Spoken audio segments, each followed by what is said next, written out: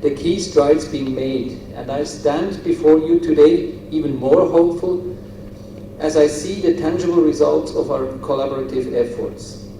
The progress made over the past year is a testament to the hard work of our partners. The commitment of you, all the SMEs being involved, and the ongoing collaboration between our two nations. Once again, congratulations to all those that will receive award today. Your achievements inspire all of us, and we are eager to continue supporting your growth and success in the future.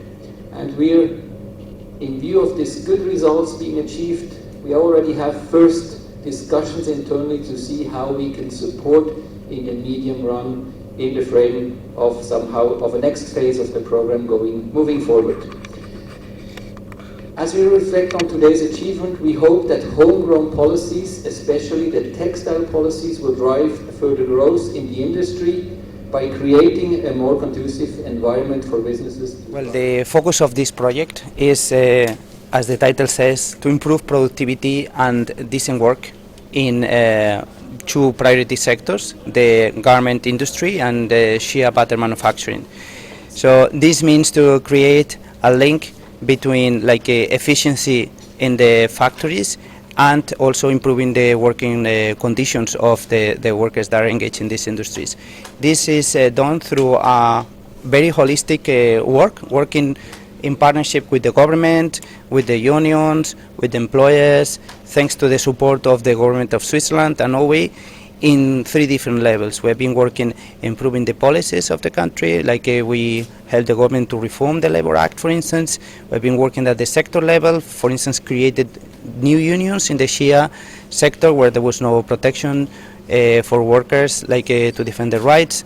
And we are also helping companies directly, for instance, today we are here on a certification for a management training we did for several months for 10 managers, but every year we help over 150 companies every year to improve their productivity with different services. We provide engineers to these factories, we train them on different technical aspects, and well, this is now today a day of celebration of the people who went through some of these trainings.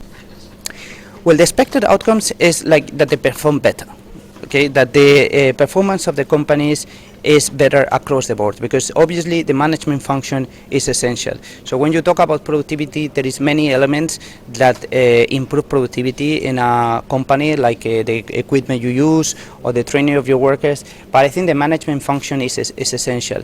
And when I mean performance, I don't mean just performance in terms of profits, which is important of course when you run a business, but also performance in terms of working conditions, how the employers, they engage the workers, and there is harmony at the workplace, there is collaboration between workers and employers because they are all on the same boat. Well, I'm not going to comment on the policies of other countries, but what I can tell you is the Ghanaian companies, they have a lot of advantages in terms of their capacities. There is Ghana is a country that is ready for investment hub with loads of competitive advantages for investors.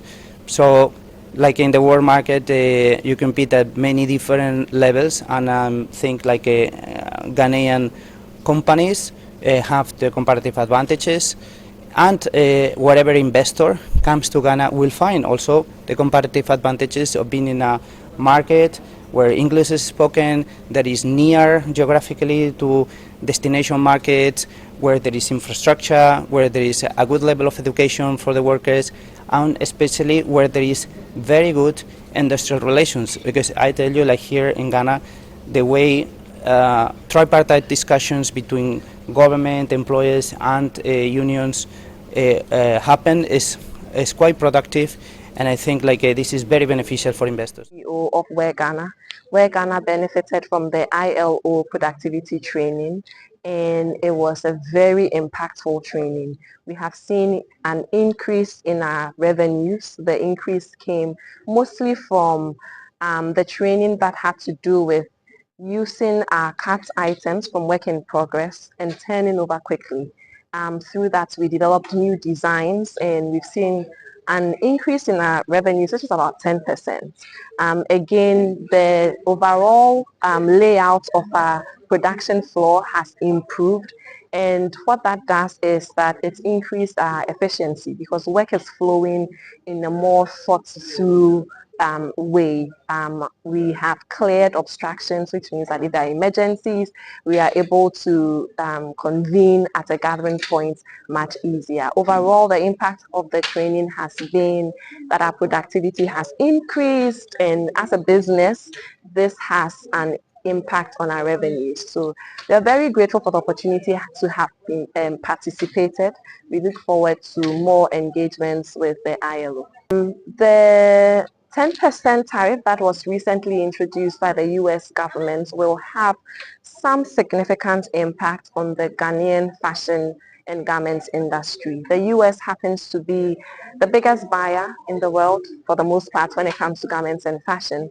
And we are also aware that there's been a lot of investment over the last couple of years in making Ghana a desirable and competitive garments production hub. We can't lose the gains that have been made in this regard. So it calls for us as a country to come together to the round table and discuss how we re-strategize. Our products will cost our buyers more right now, whether they are individual buyers or buyers buying for big brands, and we need to go back to the drawing table to see how we don't lose on the gains that have been made. But I think that this also presents an opportunity for us to double down on our efforts with regards to the African continental free trade. We've seen the efforts that have been put in, but we think that much more can be done. The kind of growth figures that the African continent presents when it comes to ready-to-wear fashion, there's an opportunity that's worth about 15 billion US dollars that cannot be played with, and so it's time for us to double down and ensure that we are actually making the gains that the AFTA promises for us as a country and for the entire. Opportunity has been something that has been driven a wedge between unions. Is the innovation, is the workers' well-being, is the leadership and the management, is the marketing and communication, and is the access to finance. So those things, they is what increase business productivity, like from a, let's say, scientific point of view. However, we will add one more element here.